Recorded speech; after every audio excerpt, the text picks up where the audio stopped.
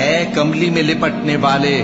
رات کو قیام کیا کرو مگر تھوڑی سی رات، یعنی نصف رات یا اس سے کچھ کم قیام کرو یا کچھ زیادہ، اور قرآن کو اچھی طرح ٹھہر ٹھہر کر پڑھا کرو۔ ہم ان قریب تم پر ایک بھاری فرمان نازل کریں گے، کچھ شک نہیں کہ رات کا اٹھنا نفس کو سخت پامال کرتا ہے، اور اس وقت ذکر بھی خوب درست ہوتا ہے۔ دن کے وقت تو تمہیں اور بہت سے شغل ہوتے ہیں،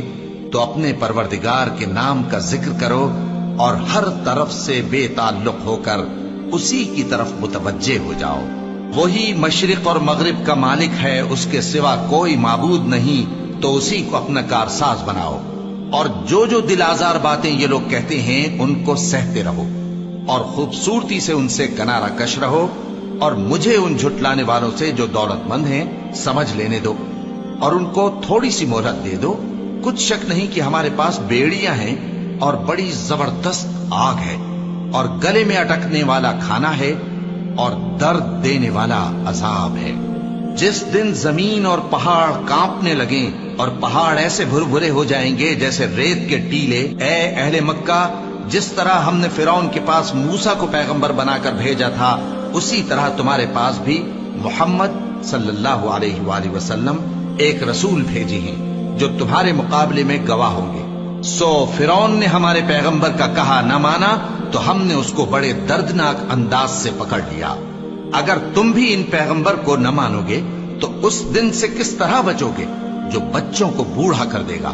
جس سے آسمان پھٹ جائے گا۔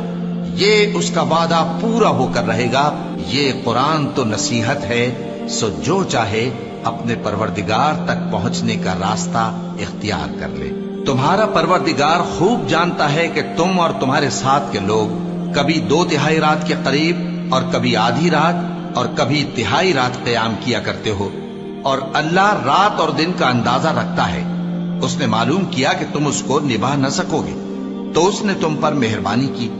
پس جتنا آسانی سے ہو سکے اتنا قرآن پڑھ لیا کرو۔ اس نے جانا کہ تم میں بعض بیمار بھی ہوں گے، اور بعض اللہ کے فضل یعنی معاش کی تلاش میں ملک میں سفر کریں گے، اور بعض اللہ کی راہ میں لڑیں گے، تو جتنا آسانی سے ہو سکے اتنا قرآن پڑھ لیا کرو، اور نماز قائم کرتے رہو اور زکوٰۃ ادا کرتے رہو، اور اللہ کو نیک نیتی سے قرض دیتے رہو، اور جو عمل نیک تم اپنے لیے آگے بھیجو گے اس کو اللہ کے ہاں بہتر اور صلے میں بہت عظیم پاؤ گے،